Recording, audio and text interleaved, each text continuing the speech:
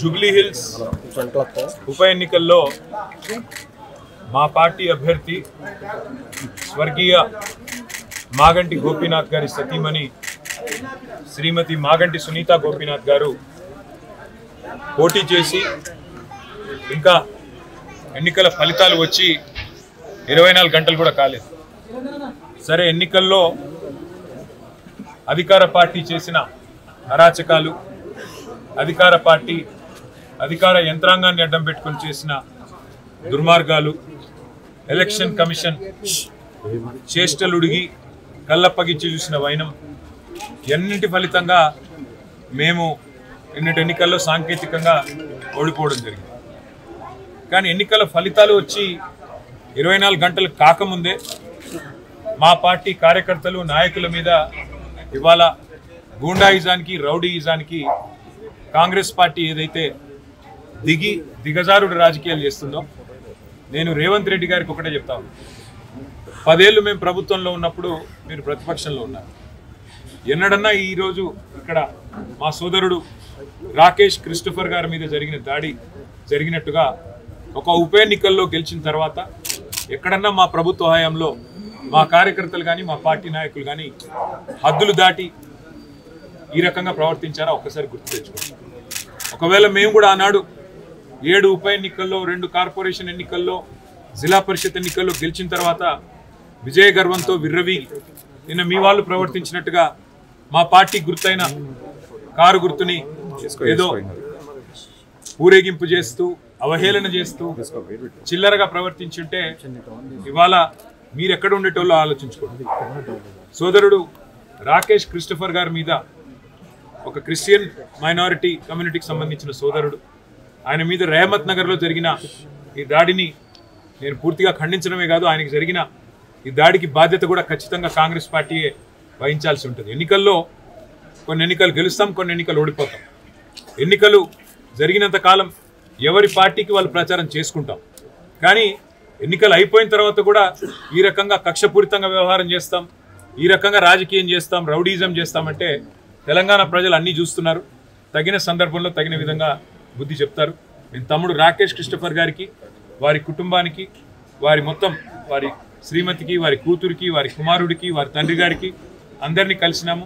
విష్ణువర్ధన్ రెడ్డి గారు, సునీత గారు, కౌశిక్ రెడ్డి గారు, అట్లాగే మా నాయకులు అందరం కూడా కలిసి, మా కార్పొరేటర్లు అందరం కూడా కలిసి ఆ కుటుంబానికి ధైర్యం చెప్పడానికి, ఎన్నికలు మా కుకట్పల్లి ఎమ్మెల్యే కృష్ణారావు గారు అందరం కూడా వచ్చి వారికి ధైర్యం చెప్పే ప్రయత్నం చేస్తూ ఉన్నాం. అట్లాగే నేను ఇంకొక మాట కూడా ఇస్తా ఉన్నా, ఎన్నికల ముందు చెప్పాను, మళ్ళీ చెప్తా ఉన్నా. జూబ్లీ హిల్స్ నియోజకవర్గంలో ఏ కార్యకర్తకి ఏం జరిగినా కంటికి రెప్పలాగా కాపాడుకునే బాధ్యత నాది, పార్టీది. వదిలిపెట్టే ఎన్నికల్లో గెలవచ్చు, ఒక ఎన్నికల్లో ఎదురు దెబ్బ తగలవచ్చు.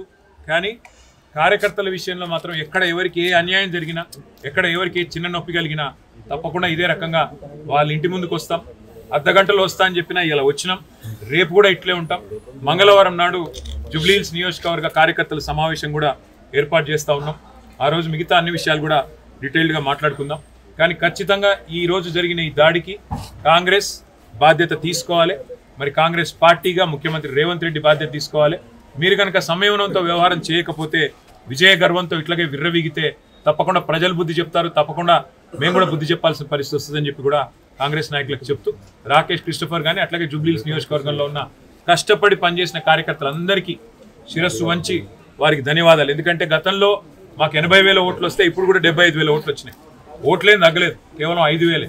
అది కూడా ఇన్ని రిగ్గింగులు, ఇన్ని గూండాగిరి, ఇన్ని దొంగ ఓట్లు, ఇన్ని పైసలు వంచి, చీరలు వంచి, కుక్కర్లు వంచి, ఇన్ని కథలు పడ్డాక ఆడికి కూడా 75,000 ఓట్లు మా అభ్యర్థికి వచ్చినాయి, మా పార్టీకి వచ్చినాయి.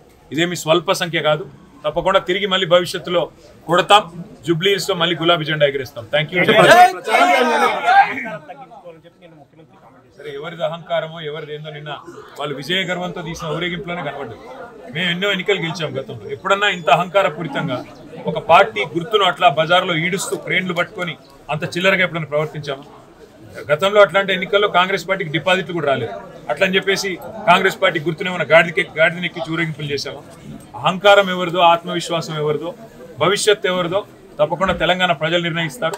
ఒక ఎన్నికల్లో గెలుపుతోనే ఇంత మిడిసిపడితే, ఒక ఎన్నికల్లో గెలుపుతోనే ఇంత ఎగిరెగిరి పడితే, మరి గతంలో 10 ఏళ్ల పాటు అప్రతిహతంగా అన్ని ఎన్నికలు గెలిచిన మేము ఎట్లా ప్రవర్తించి ఉండాలో ఒకసారి ఆలోచించుకోమని కాంగ్రెస్ పార్టీకి నేను చెప్తాను. అంటే ప్రచారం టైంలోనే దాదాపు నవీన్ యాదవ్ చెప్పాడు, నేను కనుక గెలిస్తే జూబ్లీహిల్స్ లో బీఆర్ఎస్ ఉండనివ్వని చెప్పేసి. దానికి సంబంధించి వాస్తవంగా నేను చెప్తున్నా, ఇది సాంకేతికంగా వాళ్ళు గెలిచారు తప్ప ఇంత రిగ్గింగ్, ఇన్ని దొంగ ఓట్లు, ఇన్ని పైసలు, ఇన్ని చీరలు, ఇన్ని కుక్కర్లు, ఇవన్నీ ఇప్పుడు రహమత్ నగర్ లో మీరు ఇక్కడ ఉన్నారు కదా, మొత్తం విలేకరులు ఇల్లు తిరిగి అడగండి.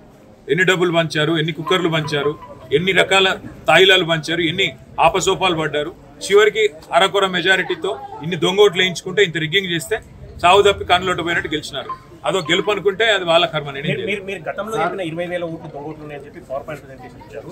వాళ్ళ మెజారిటీ కూడా నష్టపోతుంది. భవిష్యత్తులో మీరు ఈసీ దీనిపై చర్యలు తీసుకోవడానికి ఎటువంటి కార్యాచరణ? ఎలక్షన్ కమిషన్ కాదు, తెలంగాణ ప్రజలే ఆలోచించాలి. ఎన్ని రకాల ప్రలోభాలు, ఎన్ని రకాల కుట్రలు, ఎన్ని రకాల కుతంత్రాలు, ఇవన్నీ ప్రజలు కూడా చూస్తున్నారు.